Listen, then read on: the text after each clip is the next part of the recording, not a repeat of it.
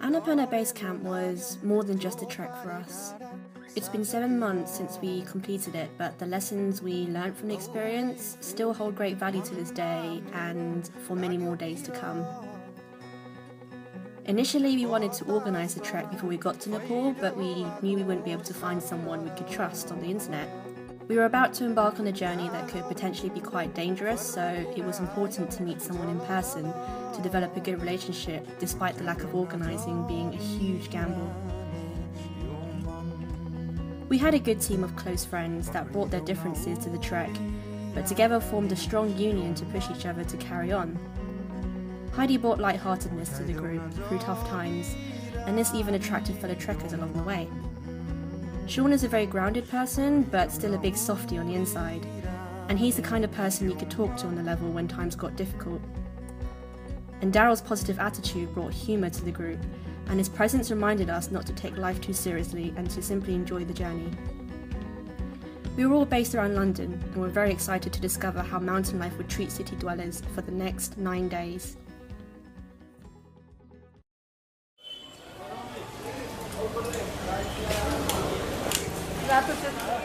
Nepal itself possesses this sacred charm that I feel is underlooked by tourism.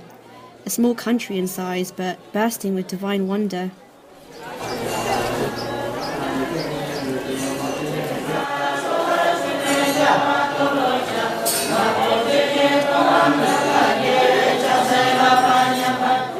Being in Kathmandu first helped us develop a spiritual awareness which helped prepare us for the long journey ahead. Looking back at it now, I feel that if we didn't do that first and did the trek straight away, then we wouldn't have been mentally prepared to face the hardships or even be able to fully embrace the beauty of the Himalayas.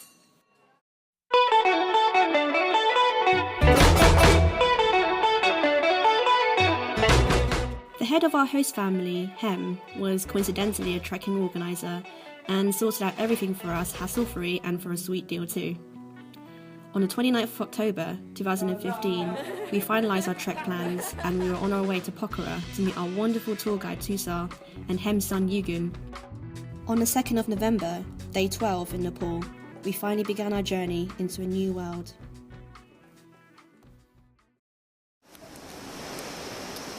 G'day guys, it's coming up to 11 o'clock. It's day 1 and we started our trek officially. It's slightly hot down here. We've gone through a couple of villages. I wasn't actually quite sure when the trek started, so yeah, no, it's been okay so far.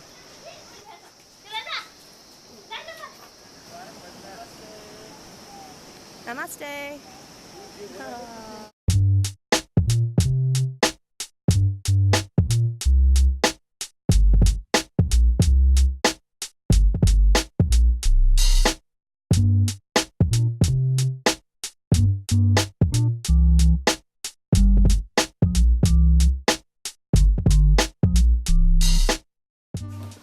Coming up to 2:30.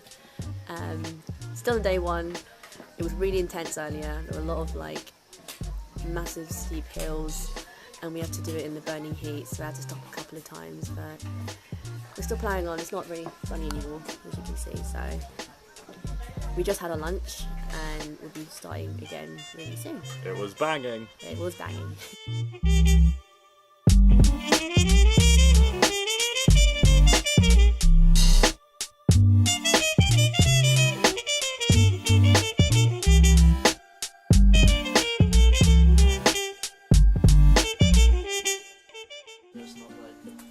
The time is 5:10.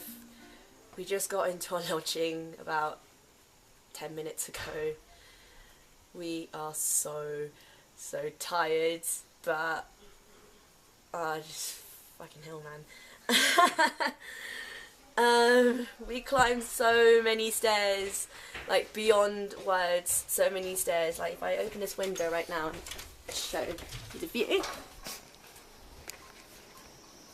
we can't even see where we started, you know. just goes on and on and on and on and on and on and on. We've been walking for about 5 hours. We started at 11, had lunch around 1 or 2 o'clock.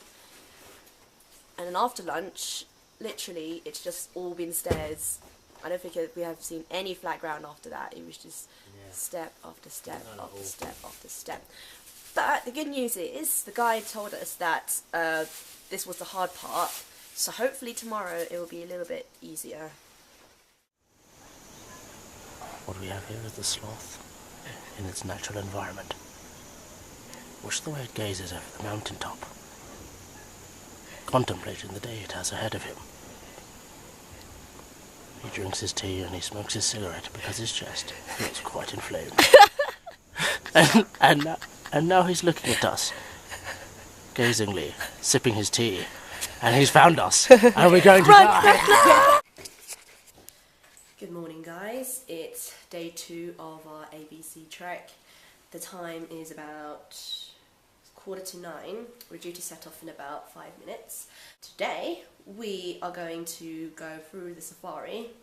So we've been told to dress properly, dress appropriately. I've got my camera trousers, got my buff just in case. And yeah, hopefully we can see some really cool animals today, and it won't be as strenuous, I hope. We'll see. Jasar, can you tell us today where we're going? We're going to Gettri. Okay. 5-6 hours walk. You can see there. We'll be walking through that buildings, tea houses. Stop after 2-3 hours. Lunch, yummy one. Okay. Between the jungles. Walk through the jungles. Rhododendron forests. Everything. Very good walk. Okay.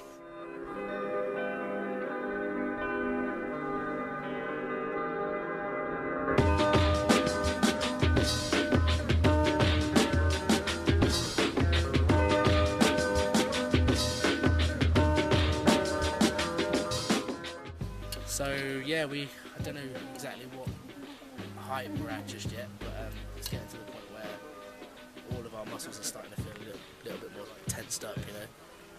Don't know if you can see, but I had a ring on my finger here, there, and you can see it was a struggle to get it off. Like all my hands are feeling a bit like fatter and a bit more bloated, all my muscles feel a bit more tense. The air up here is a lot thinner, obviously, so Yeah. you just got to be mindful of it really, but it's going good. It's going good. It's going Pretty good. high up. Yeah. I'm trying to move this ring at the moment. So, literally, It's just not look come up. off, is it? No, it will. It's like my knuckle That that's is like, stuck. yeah. But I'll give it a go now. It's coming up to 11:20. It's starting to get a bit jungly in here. It's crazy how before we were seeing a lot of villages and the air was quite dry, but suddenly it's sort of like transitioned into the jungly bit. It's quite interesting. You can feel the air getting slightly moist, which is a nice feeling, but yeah, onwards and outwards.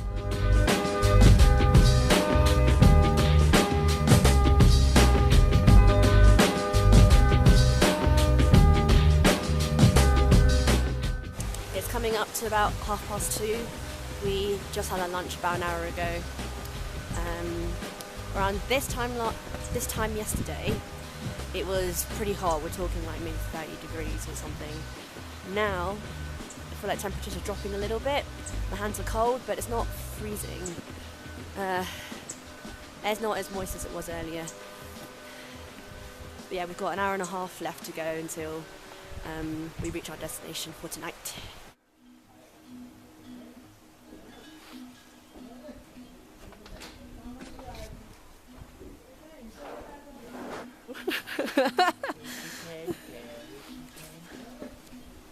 So we officially made it into Poon Hill. The time is 4:20 in the afternoon. The trek wasn't as strenuous as it was yesterday.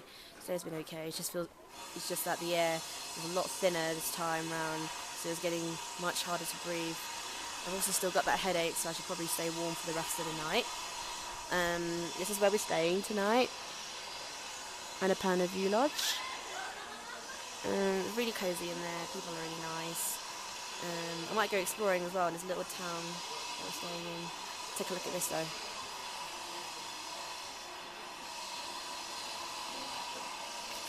You can just about see the mountains there, and the rest has been covered over by clouds. Pretty cool stuff. We had a bit of an issue because last night me and Heidi came down with really bad food poisoning. We decided to take just a day off today until me and Heidi feel a lot better. It's all just completely white. You have to really, really concentrate when you do the descent. We've got to walk up all these stairs first. There's so many steps. We're now in Silent Hill.